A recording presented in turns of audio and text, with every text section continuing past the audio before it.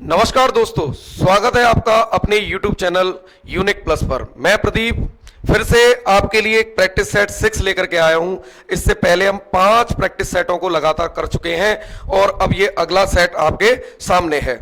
तो दोस्तों, कैसी चल रही है आपकी तैयारी? तो आशा करता हूं कि आपकी तैयारी बहुत ही लाजवाब बेटर चल रही होगी और उसी तैयारी को और ज़्यादा मजबूती देने के लिए हमने इन सेटों की शुरुआत की है और ये सेट आपके लिए बहुत ही ज़्यादा महत्वपूर्ण साबित होंगे। ठीक है, तो चलिए शुरुआत करते हैं इन सेटों की। तो पहला क्वेश्चन आपके लिए है, देखिए। एक बच्चा मिट्टी के बने एक शंकु को, जिसकी ऊंचाई 24 सेंटीमीटर है तथा त्रिज्या 6 सेंटीमीटर है, गोलाकार बना देता है, तो उस गोले की त्रिज्या कितने सेंटीमीटर होगी? तो ऐसे टाइप का सवाल कभी भी आपसे पूछा जाए एग्जाम में, तो जब भी एक वस्तु से दूसरी वस्तु बनाई जाए, उसको क्या किया जाए? रिकास्ट किया जाए, ढाला जाए दूसरी वस्तु में, तो हमेशा उनके आयतन बराबर रहते हैं। क्या बराबर रहते हैं? आयतन। तो भाई शंकु का जो आयतन रहने वाला है, तो वॉल्यूम ऑफ कोन बराबर होगा वॉल्यूम ऑफ स्फीयर। क्या बराबर होगा?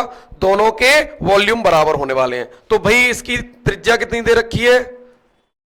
6 सेंटीमीटर। त्रिज्या कितनी है? 6 सेंटीमीटर। और ऊंचाई कितनी है? 24 सेंटीमीटर।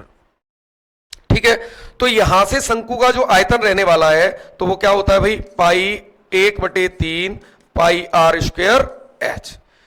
ठीक है, तो शंकु का आयतन के बराबर जब गोले का आयतन होता है 4/3 pi R square pi R cube, तो गोले का आयतन होता है 4/3 पाई आर क्यूब। तो पाई से पाई कैंसिल हो जाएगी। ठीक है, 3 से 3 कैंसिल हो गया। अब यहां से आर स्क्वायर, तो 6 गुणा 6 इंटू एच कितनी हो जाएगी? 24 बराबर 4 इंटू आर क्यूब। तो 4 से कितने बार? 6 बार कैंसिल हो जाएगा। कितने बार? 6 बार। तो यहां से आर बराबर क्यूब रूट 6 इंटू 6 इंटू 6, और यहां से क्यूब रूट में कितने का जोड़ा निकालते हैं?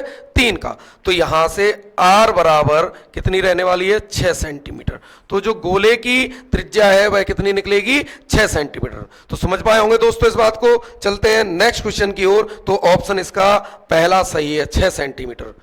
चलिए नेक्स्ट क्वेश्चन की ओर। अगला क्वेश्चन, 10 सेंटीमीटर लंबी भुजा वाले समबाहु त्रिभुज की भुजा BC को D पर 1/3 बांट दिया गया है, तो उसे उस त्रिभुज में AD भुजा की लंबाई कितने सेंटीमीटर होगी? तो सबसे पहले समझिए, यह है आपका समबाहु त्रिभुज। तो समबाहु त्रिभुज में क्या होता है भाई? समबाहु त्रिभुज में तीनों भुजाएं समान होती हैं। क्या होता है? सॉरी, समबाहु त्रिभुज में तीनों भुजाएं समान होती हैं। तो समबाहु त्रिभुज में तीनों भुजाएं समान होती हैं, तो सारी भुजाएं 10-10 सेंटीमीटर की होने वाली हैं। ठीक, तो वो ये कह रहा है कि यहां पे समबाहु त्रिभुज में भुजा BC को D पर, तो यहां पे कोई बिंदु D है जो इसको क्या 3 बराबर भागों में बांट देता है। तो 3 बराबर भागों में बांटेगा, तो यहां से ये जो लंबाई है BD वह कितनी होने वाली है? 10/3, क्योंकि सारी जो लंबाइयां हैं वो 10/3 10/3 और 10/3 में बट जाएंगी। ठीक है, तो बराबर के 3 हिस्से कर दिए, क्योंकि उसमें कहा है कि BC को D पर 1/3 बांट देता है। कितने बांट देता है? 1/3। 1/3 का मतलब है कि इसके कितने हिस्से करें? अगर 3 हिस्से करें तो एक हिस्सा कितने का होगा? 10/3 सेंटीमीटर लंबा होगा। अब पूछा क्या गया है? तो उस त्रिभुज में AD की लंबाई, मतलब आपको ये AD की लंबाई ही ज्ञात करनी है। तो हमने क्या किया कि इससे एक लंब डाल दिया। क्या डाल दिया? ये लंब 90 डिग्री का। और जो लंब डाला गया वो समबाहु त्रिभुज में जो लंब होता है वह कहां पे? सामने वाली भुजा के मध्य बिंदु पे आता है। कहां आता है? मध्य बिंदु पे। तो यहां पे मान लीजिए E पॉइंट है, तो B से E तक की लंबाई जो हुई वो कितनी हो जाएगी? 5 सेंटीमीटर। कितनी हो जाएगी? 5 सेंटीमीटर, क्योंकि पूरी लंबाई 10 सेंटीमीटर है और हाइट है वो हमेशा मिड पॉइंट पे आती है समबाहु त्रिभुज की। ठीक है, तो ये 5 सेंटीमीटर हो गई और ये 10/3 सेंटीमीटर हो गई। तो यहां से जो DE रहने वाली है, क्या रहने वाली है? D, वो कितनी रहेगी? तो 5 में से माइनस कर दीजिए 10/3, तो 5 या 15 और 15 में से 10 गया, तो 5/3 सेंटीमीटर। तो यहां से जो DE की लंबाई है वह कितनी हो गई? 5/3 सेंटीमीटर। अब हम इसकी हाइट पता कर सकते हैं, AE। तो AE की लंबाई, समबाहु त्रिभुज की जो हाइट होती है H बराबर वो होती है √3/2 इंटू साइड भुजा, √3/2 इंटू भुजा। तो यहां से जो हाइट बनेगी वो कितनी बनेगी, √3/2 इंटू 10, तो 2 पंजे 10, यहां से जो हाइट रहने वाली है वो 5√3 सेंटीमीटर रहने वाली है। तो अब इसको थोड़ा हम अलग से लिख लेते हैं कि यहां पे एक समकोण त्रिभुज बन रहा है जहां ये D, ये E और यहां पे ये A बिंदु है। तो DE की लंबाई हमने कितनी निकाली है यहां से 5/3, और ये जो हाइट है वो कितनी निकली है यहां से 5√3। तो अब हमें AD, तो समकोण के सामने वाली भुजा क्या होती है, कर्ण। तो पाइथागोरस थ्योरम जब हम इसमें यूज करेंगे तो AD बराबर, यहां से कर्ण निकलेगा AD बराबर अंडरूट में 5/3 का वर्ग, तो 25 बटे कितना हो जाएगा 9, इसका वर्ग प्लस लंब का वर्ग कितना हो जाएगा 5 का वर्ग 25 और 25 दिया 75। ठीक है, तो यहां से इन दोनों में से 25 कॉमन ले लीजिए, तो 25 कॉमन लोगे तो यहां से 1/9 प्लस 25 दिया 75 बचेगा। तो 25 को जब स्क्वायर रूट से निकालोगे तो यहां से आ जाएगा 5, अंदर क्या रह जाएगा 9 तिया 27 और 1 28, और बटे 9 होगा तो 9 को बाहर निकालेंगे तो 3 आ जाएगा। तो अंडरूट में कितना रह जाएगा 28, और 28 के भी फैक्टर करोगे तो क्या होता है 4 सत्ते 28, तो इस 4 से में से भी 2 बाहर चला जाएगा। जब 2 बाहर चला जाएगा तो 5 दूनी 10/3 अंडरूट में 7 रहने वाला है। तो 10/3 अंडरूट 7, तो 10/3 अंडरूट 7, तो यहां पे ये 3 होना चाहिए। तो ये जो आंसर है वो ये तीसरे नंबर का इसका सही आंसर है। तो 10√7/3 इसका सही आंसर है। ठीक है, तो इसमें हमने पहले हाइट निकाल ली इसकी, तो हाइट इस फॉर्मूले से निकाल ली, और फिर हमने इसमें पाइथागोरस थ्योरम यूज कर दी। आई होप समझ पाए होंगे। ठीक है, चलते हैं नेक्स्ट क्वेश्चन की ओर। एक व्यक्ति ने एक वस्तु 1500 रुपए के अंकित मूल्य पर 20% छूट प्राप्त करके खरीदी। उस व्यक्ति को कितने प्रतिशत अतिरिक्त छूट दी जाए ताकि वह वस्तु 1104 रुपए के मूल्य पर खरीद सके। तो उसे एक डिस्काउंट तो प्राप्त ऑलरेडी हो चुका है 20% का, 1500 रुपए MRP था। अब उसने कहा उसे अगला डिस्काउंट कितने रुपए का दिया जाए जिससे वह वस्तु कितने रुपए की खरीदी जा सके, 1104 रुपए की। तो देखिए भाई 1500 रुपए MRP है, क्या है MRP 1500 रुपए, इस पे उसे एक डिस्काउंट कितने परसेंट का मिला है 20% का। तो ये बात मैं पहले ही बता चुका हूं, किसी का एक जीरो दबा लीजिए 10% मिल जाएगा। तो अगर हम एक जीरो को दबाते हैं तो 150 इसका 10% है, तो 20% कितना होने वाला है 300। तो यहां से 300 रुपए का एक डिस्काउंट मिल गया, तो ये अब वस्तु रह गई 1200 की। कितने की रह गई 1200 रुपए की रह गई। ठीक है, अब उसने यहां पे भाई एक और डिस्काउंट दिया, वो हमें पता नहीं, बट वो डिस्काउंट देने के बाद वह वस्तु उसे कितने में चाहिए 1104 में। तो कितने परसेंट का डिस्काउंट दिया जाए, तो यहां से आप देख रहे हो भाई 96 रुपए का डिस्काउंट देना चाहिए। कितने का 96 रुपए का। अब 96 रुपए का डिस्काउंट 1200 रुपए पे देना है, तो भाई 1200 का कितने परसेंट है, तो 96 गुणा 100/1200, तो 2 जीरो से ये 2 जीरो कैंसिल हो गए, 12×8 96, तो 8%। तो यहां पे जो उसे अगला डिस्काउंट मिलने वाला है वह कितना मिलने वाला है 8%। कितना 8%। तो 8% पहला ऑप्शन इसका सही है। ठीक है, तो पहला उसने 20% का डिस्काउंट दिया तो 1200 की रहेगी वस्तु, फिर उसे अगला अतिरिक्त डिस्काउंट और चाहिए जिससे वह 1104 की रह जाए, तो यहां पे उसे 96 रुपए का और डिस्काउंट चाहिए। तो 96 1200 का कितने परसेंट होता है 8%। ठीक है भाई, चलते हैं नेक्स्ट क्वेश्चन की ओर। पानी तथा ग्लिसरीन के 240 मिली के मिश्रण में उनके आयतनों का अनुपात 1:3 है। उस मिश्रण में कितना पानी और मिलाया जाए कि पानी तथा ग्लिसरीन के आयतनों का अनुपात 2:3 हो जाए। तो सबसे पहले तो इस मिलाने का कंसेप्ट समझिए। जब भी ऐसे मिश्रणों में किसी भी वस्तु को मिलाते हैं तो उसका अनुपात बराबर नहीं करते। जैसे इसमें मिलाया क्या गया है कि कितना पानी और मिलाया जाए, तो पानी मिलाया गया है तो अनुपात किसका बराबर करेंगे, ग्लिसरीन का बराबर करेंगे। ठीक है, तो इसमें किसका, पानी तथा ग्लिसरीन, वाटर और ग्लिसरीन का जो रेशियो है वो पहले कितना था 1:3।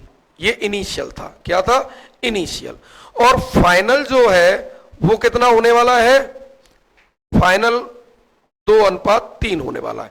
तो मिलाया क्या जा रहा है पानी, तो अनुपात किसका बराबर करेंगे ग्लिसरीन का, पर यहां तो ऑलरेडी बराबर है भाई, क्या है, बराबर है, तो बराबर करने की जरूरत नहीं। तो वाटर भी कितना बढ़ गया, एक रेशियो बढ़ गया, एक से कितना हो गया, दो। तो यहां एक रेशियो की वैल्यू कहां से निकलेगी, इनिशियल जो हमें क्वांटिटी दे रखी है, कितनी दे रखी है, 240 मिली। कितनी दे रखी है, 240 मिली। तो 4 रेशियो के बराबर कितना दे रखा है, 240 मिली। तो यहां से एक रेशियो की वैल्यू कितनी आएगी, 4 छिंग 24, 60 मिली। कितनी आएगी, 60 मिली। तो यहां पे एक रेशियो की वृद्धि हुई है, तो इसका मतलब 60 मिली पानी इसमें मिलाया गया है। क्या मिलाया गया है, 60 मिली पानी इसमें मिलाया गया है। तो ऑप्शन दूसरा इसका बिल्कुल सही आंसर है। तो इस बात को हमेशा ध्यान रखेंगे क्या, कि जब भी कभी विलयन में जो चीज हम मिलाते हैं, मिश्रण में हम जो चीज मिलाते हैं, उसका अनुपात बराबर नहीं करते, अनुपात उससे हमेशा अपोजिट वाले का बराबर करते हैं। ठीक है, चलते हैं नेक्स्ट क्वेश्चन की ओर। अगला क्वेश्चन, एक व्यक्ति ने 20 सेब 100 रुपए में बेचे और 20% का लाभ कमाया। तो उसने 100 रुपए में कुल कितने सेब खरीदे थे। ठीक है, तो 100 ही रुपए में बेचे और वो पूछ रहा है कि 100 ही रुपए में कुल कितने सेब खरीदे थे। तो यहां अगर हम कीमत की बात करें तो उसे जो फायदा हुआ है वो 100 वाली चीज कितने में बिक गई है, 120 में। कितने में बिक गई है, 100 वाली चीज उसकी 120 में बिकी है। तो यहां से जो कीमत का रेशियो है वो 5 से कितना हो गया, 6 हो गया। 20 पंजे 100 और 20 छके 120। तो यहां से जो वस्तु का रेशियो है वह कितना हो जाएगा, 6:5 हो जाएगा। ठीक है, तो मतलब उसने कितनी वस्तुओं को बेचा है, 5 वस्तुओं को। खरीदा कितना था, उसकी जगह 6 वस्तुओं को खरीदा था, बेचा कितना है, 5। और उसने यहां कितना बेचा है, 20 सेबों को बेचा है। कितने सेबों को, 20 को। तो 20 बनाने के लिए इसमें कितने का गुणा करोगे, 4 का। तो यहां भी 4 का मल्टीप्लाई हो जाएगा, तो 4 छिंग 24। तो उसने भाई कितने रुपए, 100 रुपए में कितने सेब खरीदे होंगे, 24 सेब खरीदे होंगे। कितने सेब खरीदे होंगे, 24 सेब खरीदे होंगे। चलते हैं नेक्स्ट क्वेश्चन की ओर। यहां पर पूछा गया 14 + 6√5 का वर्गमूल कितना होगा। तो समझिए पहले इसका कंसेप्ट, कि जब भी आपको कभी भी ऐसी संख्याओं का स्क्वायर रूट लेना हो, क्या लेना हो, स्क्वायर रूट, तो सवाल हमारा a + 2√b की फॉर्म में होगा, तभी हम इसका स्क्वायर रूट ले सकते हैं। पर ये तो ऐसी फॉर्म में नहीं है, ये तो ऐसी फॉर्म में नहीं है। तो हम क्या करेंगे, इसको बनाएंगे, गुणा भाग करके बनाएंगे। ठीक है, तो हमारा सवाल है 14 + के 6√5 और इसका क्या लेना है, स्क्वायर रूट।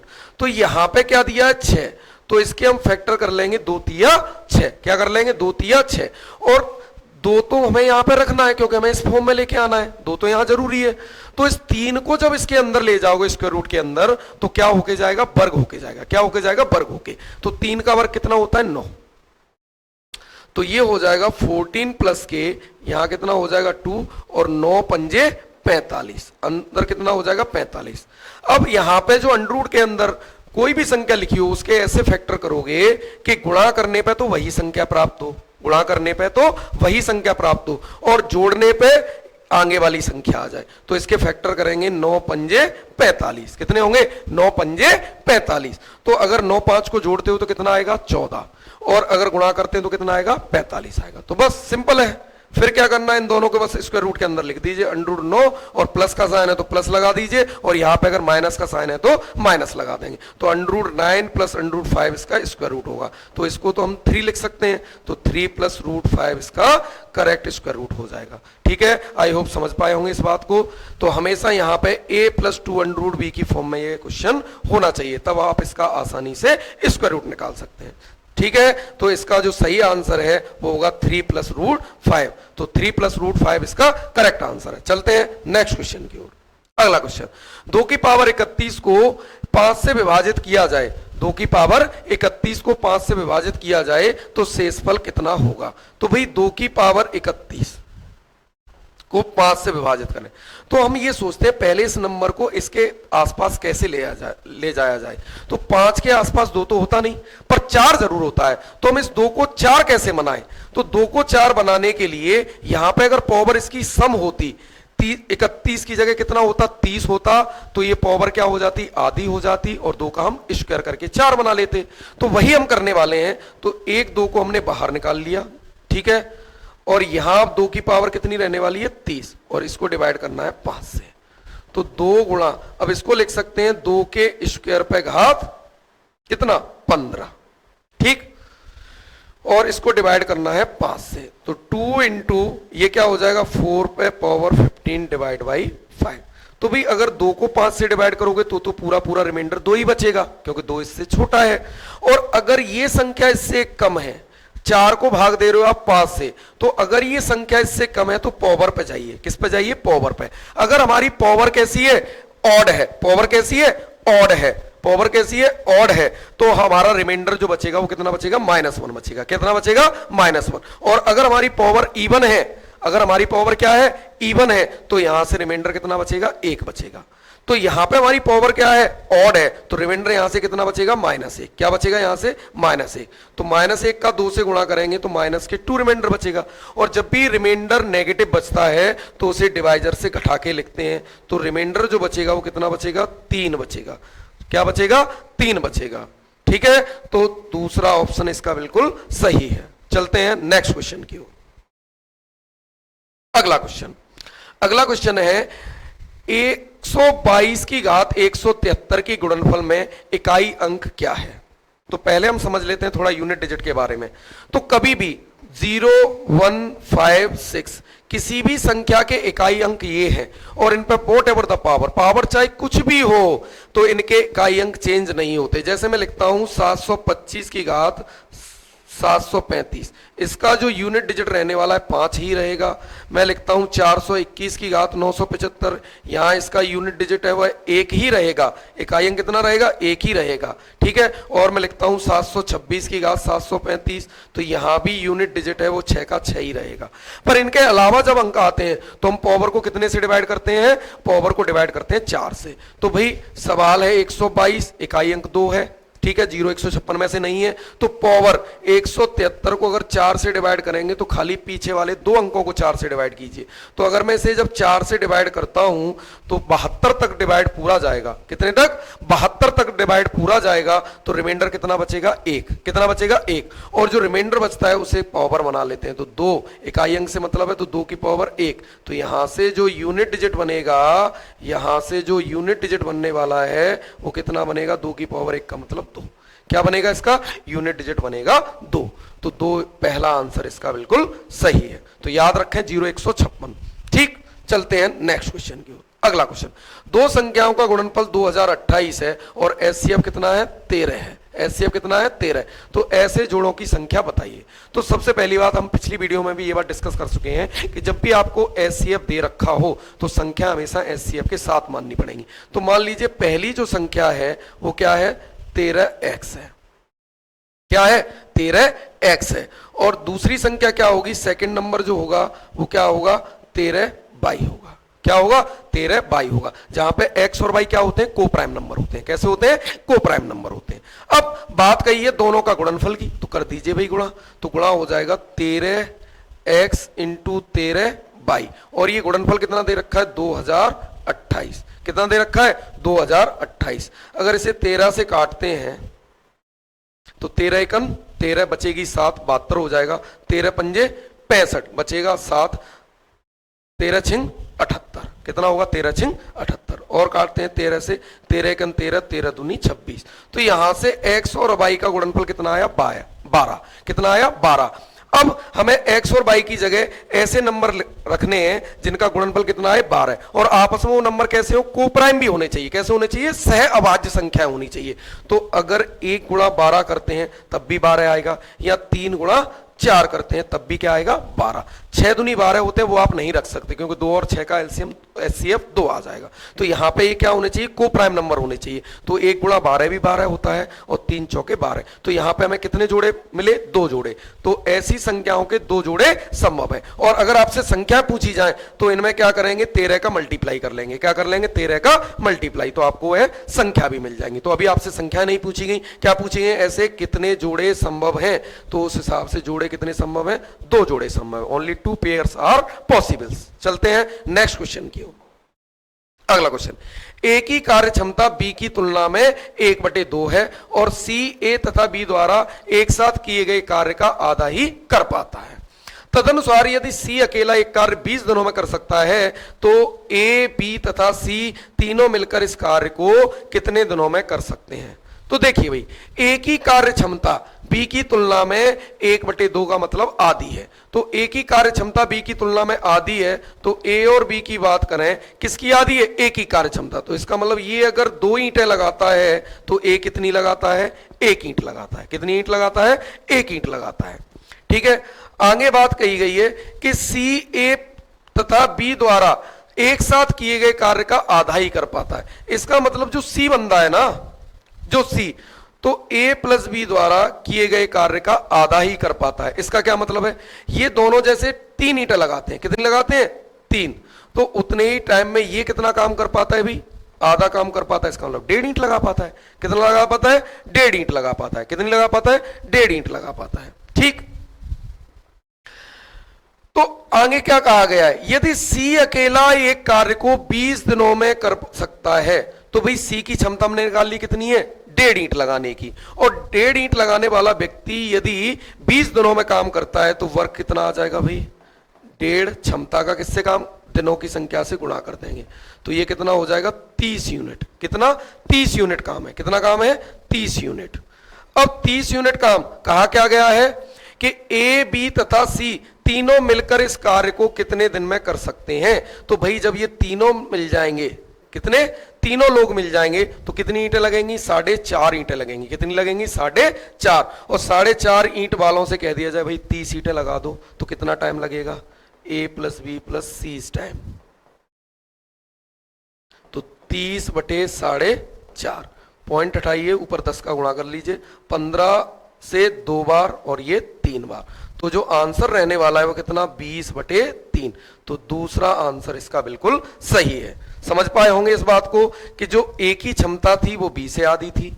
सी का कहा गया है कि ए और बी जितना काम करते हैं उससे आधा काम कौन करता है? सी। तो भाई यहां से मैं पता चल गई, अगर ये दोनों लोग 3 ईंटें लगाते हैं तो उतने टाइम में सी 1.5 ईंट लगा पाता है। फिर क्या कहा गया कि सी ने कोई काम है वो कितने दिन में कर देता है? 20 दिन में कर देता है। तो भाई 1.5 ईंट लगाने वाला व्यक्ति, 1.5 यूनिट काम करने वाला व्यक्ति अगर 20 दिन में कोई काम करता है तो 1.5 क्षमता का किससे? टाइम से मल्टीप्लाई कर देंगे, वर्क निकल आएगा। तो 1.5 × 20 कितना होने वाला है? 30 यूनिट। काम कितना है? 30 यूनिट। अब ये 30 यूनिट काम किन पे कराना है? तीनों लोगों पे, ए बी सी पे, और तीनों लोग कितने ईंटें लगा रहे हैं? 4.5 ईंटें। तो 4.5 ईंट वालों से अगर ये काम करने को कह दिया जाए तो 20/3 दिन में ये काम पूरा हो जाएगा। ठीक है, समझ पाए होंगे। चलते हैं नेक्स्ट क्वेश्चन की ओर। अगला क्वेश्चन, किसी धनराशि पर 20% की वार्षिक दर से 2 वर्षों के साधारण ब्याज तथा चक्रवृद्धि ब्याज का अंतर 48 रुपए है। कितना है? 48 रुपए है। तो वह धनराशि कितनी होगी? तो ये क्वेश्चन तो कई बार करा चुके हैं, तो इसके लिए फॉर्मूला मैं कई बार यूज करा है मैंने। तो C2 - S2 बराबर P R/100 का स्क्वायर। तो ये कितना दे रखा है भाई? 48 रुपए। कितना दे रखा है? 48 रुपए। और यहां पे जो धन हमें ज्ञात करना है, पी आर कितनी दे रखी है? 20/100 का स्क्वायर। तो इससे ये 1 बार और ये 5 बार, तो यहां से P गुणा 1/ कितना हो जाएगा? 25 स्क्वायर करेंगे तो, और यहाँ पे 48 कितना हो जाएगा? 48। तो यहां से 48 का मल्टीप्लाई कितने में करना है? 25 में। तो 25 × 200 की 0 हासिल 20, 25 चौके 100, 100 और 20 120। तो यहां से जो मूलधन रहने वाला है वह कितना रहने वाला है? 1200 रुपए। ठीक है, तो समझ पाए होंगे, दूसरा आंसर इसका बिल्कुल सही है। चलते हैं नेक्स्ट क्वेश्चन की ओर। ये अच्छा क्वेश्चन है। 3 क्रमिक विषम संख्याओं का औसत उनमें से पहली संख्या के 1/3 से 12 अधिक है। कितना अधिक है? 3 क्रमिक विषम संख्याओं का औसत उनमें से पहली संख्या की 1/3 से 12 अधिक है। ठीक है, तो इसी अनुसार उन तीनों संख्या में अंतिम संख्या कौन सी होगी? तो सबसे पहले बात करते हैं, अगर 3 विषम संख्या है तो पहली संख्या x हो गई, और विषम संख्याएं 2-2 के गैप से होती हैं, तो अगली संख्या क्या होगी? x+2 होगी, और इससे अगली क्या हो जाएगी? x+4 होने वाली है, 2-2 के गैप से होगी। तो भाई अगर कोई भी क्रमिक विषम संख्याएं हो, क्या हो? विषम संख्याएं हो या सम संख्याएं हो, तो उनका जो एवरेज होगा वो बीच वाली संख्या होगी। क्या होगी? बीच वाली संख्या होगी। तो एवरेज क्या हो जाएगा? x+2। अब इसके बारे में क्या कहा गया है? यदि 3 क्रमिक विषम संख्याओं का औसत उनमें से पहली संख्या के 1/3 से, तो पहली संख्या क्या है? x। क्या है? x। तो x का 1/3 कितना हो जाएगा? x/3। तो जो औसत है वो इसके 1/3 से 12 क्या है, अधिक है। ये औसत क्या है अभी, 12 अधिक है। तो 12 अधिक है तो बराबर करने के लिए 12 इसमें जोड़ दीजिए। किसमें जोड़ दीजिए, इसमें। तो ये दोनों संख्याएं क्या हो जाएंगी, बराबर हो जाएंगी। क्या हो जाएंगी, बराबर। तो x को इधर ले जाइए और 2 को इधर ले आए, तो x माइनस एक्स बटे 3 बराबर ये कितना हो जाएगा भाई, यहां से 10 हो जाएगा। 2 इधर जाके माइनस का हो जाएगा, तो 3x और 3x में से एक x चली जाएगी, तो कितना बचेगा भाई, 2x बटे 3 बराबर 10। तो 2x बटे 3 बराबर 10, 2 से कितने बार कैंसिल हो जाएगा, 5 बार। तो यहां से x की वैल्यू कितनी आने वाली है, 3 पंजे 15। और जब यहां से x की वैल्यू 15 आ जाएगी तो अंतिम संख्या x प्लस 4, इसका मतलब 15 प्लस 4 बराबर 19 होने वाली है। क्या होने वाली है, 19। तो तीसरा आंसर इसका बिल्कुल सही आंसर है। ठीक है, आई होप समझ पाए होंगे इस बात को। चलते हैं नेक्स्ट क्वेश्चन की ओर। अगला क्वेश्चन, एक्स ने 2 वस्तु बिना किसी लाभ हानि के 4000 रुपए प्रति वस्तु की दर से बेचता है। यदि उसमें से एक 25% के लाभ पर बेची हो तो दूसरी उसने कितने % की हानि पर बेची। इसका मतलब कि दोनों ही वस्तुओं के विक्रय मूल्य समान है। प्रत्येक वस्तु को कितने पे बेचा है, 4000 रुपए पे बेचा है। 2 वस्तु को बिना किसी लाभ हानि के 4000 रुपए प्रति वस्तु के हिसाब से बेचा है। एक पर उसे 25% का लाभ हुआ है तो दूसरी वस्तु पे कितने % की हानि हुई। तो बड़ा ही सिंपल सा लॉजिक है इसका। भाई एक वस्तु पे 25% का लाभ होने का मतलब है ये पहली वस्तु है, तो 25% का लाभ होने का मतलब है 25% की जो फ्रैक्शन बनती है वो 1/4 बनती है। तो यहां से 4 रुपए वाली वस्तु कितने में बिकी होगी, 5 में। कितने में बिकी होगी, 5 में। ठीक है, 25% का लाभ होने का मतलब है कि 4 वाली वस्तु कितने में बिकी होगी, 5 में बिकी होगी। ठीक है, ये पहली वस्तु की बात होगी, फर्स्ट। अगर सेकंड की बात करें, किसकी बात करें, सेकंड की बात करें, तो भाई सेकंड वस्तु भी 5 रुपए की बिकी होगी। कितने की बिकी होगी, 5 रुपए की बिकी होगी, क्योंकि दोनों की क्या बराबर है, एसपी तो बराबर है। ये सीपी है और ये एसपी है, यहां सीपी और ये एसपी। तो पहली जो 4 रुपए की वस्तु थी वो 5 रुपए की बिकी 25% के लाभ से। अब उसने कहा है दोनों के विक्रय मूल्य सेम है, 4000 है, तो ये भी भाई उसी हिसाब से 5 की बिकी होगी। तो यहां पे 1 रुपए का उसे क्या हुआ है, मान लीजिए लाभ हुआ है, तो यहां पे उसे 1 रुपए की हानि होगी, तभी तो बैलेंस में रहेगा, ना उसे कोई लाभ होगा ना हानि होगी। तो यहां पे 1 रुपए का जब उसे लाभ हुआ है तो यहां पे 1 रुपए की हानि होगी। तो यहां वो वस्तु कितने की रही होगी, 6 रुपए की रही होगी। तो अगर 6 वाली वस्तु को 5 में बेचेगा, 6 वाली वस्तु को 5 में बेचेगा, तो यहां उसे 1 रुपए का लाभ हो जाएगा। तो हानि और लाभ बराबर हो गया, ना कोई प्रॉफिट हुआ ना कोई लॉस हुआ। तो यहां उसे भाई कितने % की हानि हो जाएगी, तो 1 × 100/6। तो क्रय मूल्य 6 रुपए है, तो यहां से 2 से 3 बार और ये 50 बार, तो 50/3%। कितनी, 50/3% की यहां उसे हानि होने वाली है। ठीक है, तो तीसरा आंसर इसका बिल्कुल करेक्ट आंसर है। ठीक है, तो समझ पाए होंगे, यहां उसे जब 25% का लाभ हुआ, 25% की फ्रैक्शन बनती है 1/4, तो 4 वाली वस्तु 5 में बिकी होगी, इसका मतलब 1 रुपए का यहां लाभ हो गया। और उसने कहा प्रत्येक वस्तु को उसने समान कीमत पे बेचा है, तो भाई यहां पे जब ये 5 की बिकी है तो उस हिसाब से यहां पे भी ये 5 की बिकी होगी। कितने की बिकी होगी, 5 की। और यहां जितने का लाभ हुआ है वहां यहां पे क्या हुई होगी, उस वस्तु पे उतने रुपए की हानि हुई होगी। तो यहां पे 1 रुपए की हानि कर दी, तो यहां पे ये वस्तु 6 रुपए की होगी, वो कितने में बिकी, 5 रुपए में बिकी, तो भाई 1 रुपए की हानि हो गई। तो भाई प्रतिशत हानि की बात करें तो 1 × 100/6। तो यहां से जो सही आंसर है वो 50/3 है। चलते हैं नेक्स्ट क्वेश्चन की ओर। अगला क्वेश्चन, चीनी की कीमत में 20% की कमी हो जाने पर 600 रुपए में 5 किलोग्राम अतिरिक्त चीनी मिलती है, तो कमी से पहले कीमत क्या थी ये बतानी है। तो भाई ये सवाल मैं पिछले भी वीडियोज में करा चुका हूं, बड़ा आसान सा सवाल होता है, ये खपत और कीमत वाला सवाल है। तो जब भी ऐसे तरीके के सवाल आते हैं तो यहां पे उसका खर्चा नियत रहा है। क्या रहा है, खर्चा नियत रहा है। 600 रुपए की पहले भी चीनी खरीदता था और 600 रुपए की अब भी चीनी खरीद रहा है। बस क्या हुआ है कि प्राइस में कमी हुई है, कीमत में कमी हुई है। तो जिस परसेंटेज में कीमत में कमी हुई है उसी रेशियो में क्या होगी, उसकी जो मात्रा है उसमें क्या हो जाएगी, वृद्धि हो जाएगी। क्या हो जाएगी, वृद्धि। तो अगर हम बात करें कीमत की, कीमत में अगर 20% की कमी हुई है, क्या हुई है, कमी हुई है। 20% का मतलब 1/5, तो कीमत भाई 5 थी और 5 में 1 की कमी होकर कितनी हो गई, 4। क्या होगी, 4। तो यहां से मात्रा मात्रा क्या हो जाएगी, उल्टा हो जाएगा 4 से 5। तो जहां उसे पहले 4 किलोग्राम चीनी मिलती थी वहां कितनी मिलेगी भाई, 5 मिलेगी। कितनी ज्यादा मिलेगी, एक ज्यादा, एक रेशियो ज्यादा मिलेगी। और यहां कितनी ज्यादा मिल रही है, 5 किलोग्राम चीनी ज्यादा खरीदता है भाई। तो एक रेशियो की वैल्यू 5 किलोग्राम हो गई। तो यहां से पहले वह कितनी खरीदता था, 4 पंजे 20 किलोग्राम। कितनी खरीदता था, 20 किलोग्राम। और मूल्य भी पहले ही वाला पूछा गया है। तो 20 किलोग्राम चीनी कितने में खरीदता था, 600 रुपए में। तो यहां से उसकी जो पहले वाली प्राइस रहने वाली है वो 600 रुपए में 20 किलोग्राम चीनी खरीदता है। तो 60 को 2 से डिवाइड करोगे तो 30 रुपए प्रति केजी। तो वहां से उसकी पहले वाली जो प्राइस निकलेगी वो कितनी निकलेगी, 30 रुपए प्रति किलोग्राम उसका पहले वाला मूल्य रहने वाला है। और अगर उससे पूछे जाते नई कीमत क्या होगी, तो अब वह 25 किलोग्राम चीनी खरीद रहा होगा। कितनी, 25 किलोग्राम। तो जब हम 600 को 25 से डिवाइड करते हैं तो यहां उसकी क्या आ जाएगी, नई कीमत आ जाएगी। क्या आ जाएगी, नई कीमत। ठीक है, तो वो कितनी हो जाएगी, तो नई कीमत हो जाएगी उसकी 24 रुपए। क्योंकि यहां से भी निकाली जा सकती है, क्योंकि पहले वाली कीमत 30 रुपए प्रति किलोग्राम और उसमें 20% की कमी हो जाएगी। तो 20% होता है उसका 6 रुपए। कितना होता है, 6 रुपए। तो अब कीमत हो जाएगी 24 रुपए प्रति किलोग्राम। पर आपसे पूछी गई है पहले उसकी कीमत क्या थी, तो पहले थी 30 रुपए प्रति किलोग्राम। ठीक है, चलते हैं नेक्स्ट क्वेश्चन की ओर। ए बी के 3/4 समय की तुलना में आधा काम करता है। ए बी के 3/4 समय की तुलना में आधा काम कर पाता है। यदि वे दोनों